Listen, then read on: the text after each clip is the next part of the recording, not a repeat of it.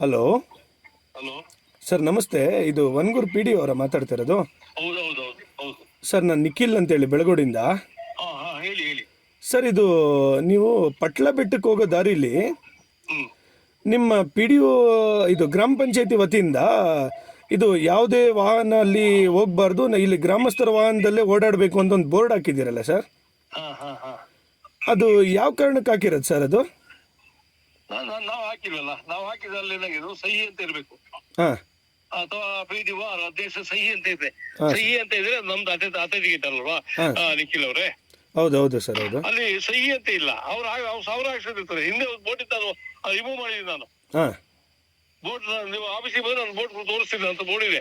ಅವ್ರು ಹಾಕಿದ ಬೋಟ್ ನಾನು ರಿಮೂವ್ ಮಾಡಿದ್ದೀನಿ. ಸರ್, ಮತ್ತೆ ಅಲ್ಲಿ ವಿನಾಕಾರಣ ಯಾರು ಸರ್ ಆ ಥರ ಬೋರ್ಡ್ ಹಾಕಿರೋದು? ಲೋಕಲ್ ಅವರು ಯಾರೋ ಮಾಡ್ತಾರೆ, ನಾ ಜವಾಬ್ದಾರನ. ಸರ್, ದಯವಿಟ್ಟು ಅವ್ರ ವಿರುದ್ಧ ನೀವೊಂದು ಸ್ವಲ್ಪ ಕಾನೂನು ಕ್ರಮ ಕೈಗೊಳ್ಳಿ ಸರ್.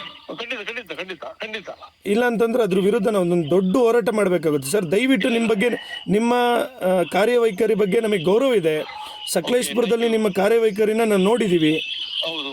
ದಯವಿಟ್ಟು ಸರ್, ನೀವು ಅದ್ರ ವಿರುದ್ಧ ಒಂದು ಕಾನೂನು ಕ್ರಮ ಕೈಗೊಳ್ಳಿ ಸರ್, ದಯವಿಟ್ಟು.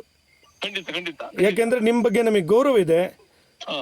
ಆ ವಿಚಾರವಾಗಿ ನಿಮ್ಮ ಗೌರವ, ಈಗ ನಿಮ್ಮ ಪಿ ಡಿ ಒ ಅವರು ಹಾಕಿರೋದಂತೆ ಬೋರ್ಡ್ ಹಾಕ್ಬಿಟ್ರೆ ಅದು ರಾಜ್ಯದಾದ್ಯಂತ, ದೇಶದಾದ್ಯಂತ ನಿಮಗೆ ಒಂದು ಕಪ್ಪು ಚುಕ್ಕೆ ಬರ್ತದೆ. ಆಮೇಲೆ ಇವ್ರ ಪತ್ರಕರ್ತರ ಒಂದು ಮಾತು ಹೇಳ್ತೀನಿ. ಹಾಂ ಸರ್. ನಾವು ಅದು ನನ್ನ ಪಂಚಾಯತಿ ವ್ಯಾಪ್ತಿ ಇರ್ತಕ್ಕಂಥ ಒಂದು ಪವಿತ್ರ ಸ್ಥಳ. ಹೌದು ಸರ್, ಹೌದು. 100,000 ಜನ ಪವಿತ್ರ. ಆಮೇಲೆ ಇದು ಪ್ರಕೃತಿಯ ಸೌಂದರ್ಯ ಇರ್ತಕ್ಕಂಥ ಸ್ಥಳ ಅದು. ಹೌದು ಸರ್, ಹೌದು. ಆ ಜಾಗಕ್ಕೆ ನಾವು ಇದಾಗಿರ್ಬೇಕು, ಪಂಚಾಯತಿ ಹೆಸರು ಬರಬೇಕು ಅಂತ ಆಸೆ ಇದೆ. ಹೌದು ಸರ್. ಅದು ಬಿಟ್ಟು ಇವ್ರು ಯಾರು ಕ್ಷುಲ್ಲಕ ಕಾರಣಕ್ಕೆ ಏನೋ ಮಾಡ್ಕಂತ ನಾವು ಹೊಣೆಗಾರ ಅಲ್ಲ ಸರ್. ದಯವಿಟ್ಟು ನಿಮ್ಮ ಬಗ್ಗೆ ನಮಗೂ ಗೊತ್ತಿದೆ ಸರ್, ನಿಮ್ಮ ಕಾರ್ಯವೈಖರಿ ಬಗ್ಗೆ ನಮಗೆ ಗೌರವ ಇದೆ. ದಯಮಾಡಿ ಆ ಬೋರ್ಡ್ ವಿರುದ್ಧ ಒಂದು ಕ್ರಮ ಕೈಗೊಳ್ಳಿ ಸರ್. ಅಲ್ಲಿ ನಾಳೆ ಬೆಳಿಗ್ಗೆ ನಾನು ಸ್ಪಾಟ್ಗೆ ಹೋಗಿ ಬೋಟ್ ಮಿಸ್ ಆಗ್ತಿದ್ದೆ ನಾನೀಗ. Okay sir, thank you sir. ದಯವಿಟ್ಟು ಥ್ಯಾಂಕ್ ಯು.